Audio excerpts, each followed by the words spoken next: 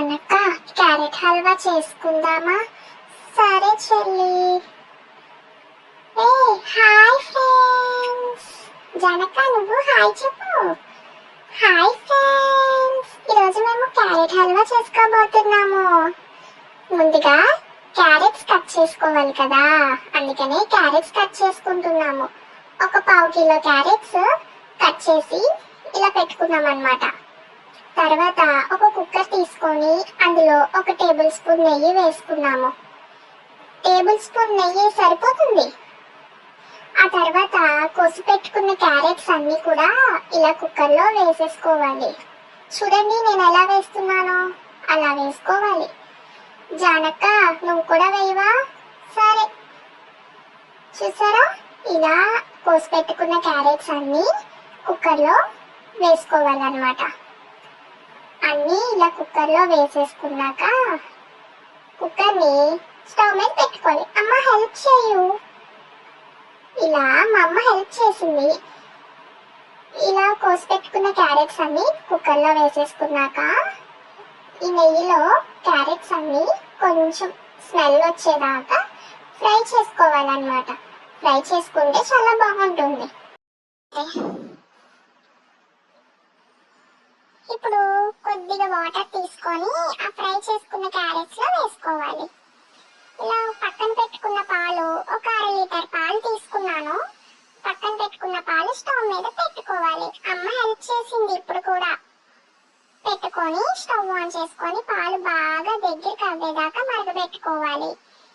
అయ్యో కుక్కర్ మూత పెట్టలే. ఇలా కుక్కర్ మీద మూత పెట్టుకొని 3 విజిల్స్ వచ్చేదాకా కుక్కర్ ఉంచాలి. చూసారా, ఇలా విజిల్స్ వచ్చి అయ్యో విజిల్స్ వచ్చేసాయి. దించేసుకొని ఇలా స్మాష్ చేసుకోవాలి. చెల్లి నువ్వు కూడా రా, స్మాష్ చేద్దాం. చూసావా, ఇలా మెత్తగా స్మాష్ చేసుకోవాలి. సరే అక్క, నువ్వు కూడా చేస్తావా చెల్లి?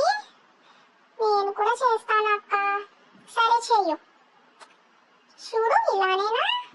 అలాగే ఇలా మెత్తగా స్మాష్ చేసుకోవాలి. అప్పుడు క్యారెట్ హల్వా చాలా బాగుంటుంది.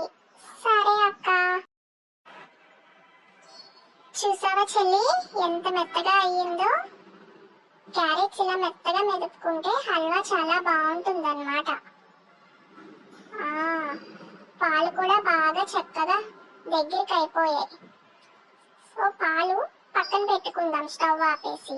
ఇప్పుడు ఈ క్యారెట్స్ లో 1 కప్పు బెల్లం తురుము వేసుకుందాము.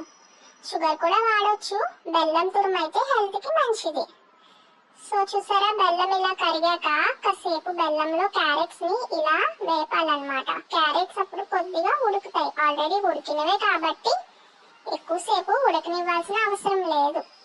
ఇప్పుడు ఈ చిక్కబడిన పాలని ఈ క్యారెట్ లో వేసుకోవాలి. వేసుకొని ఇలాగా దగ్గరగా అవ్వాలన్నమాట. ఇప్పుడు క్యారెట్ హల్వా చాలా బాగుంటుంది.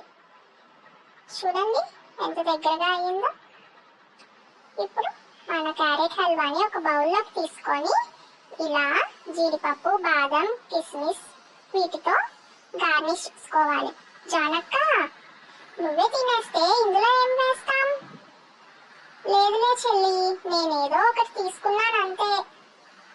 సరేలే, మనం తర్వాత తిందాం, ముందు ఇందులో గార్నిష్ చెయ్యు. సరే. చూసారా క్యారెట్ హల్వా ఎంత బాగుందో? Bye bye. ఏంటి జానక్కల మధ్యలోనే వెళ్ళిపోయింది? సరేలే, ఈ క్యారెట్ హల్వా నేనే టేస్ట్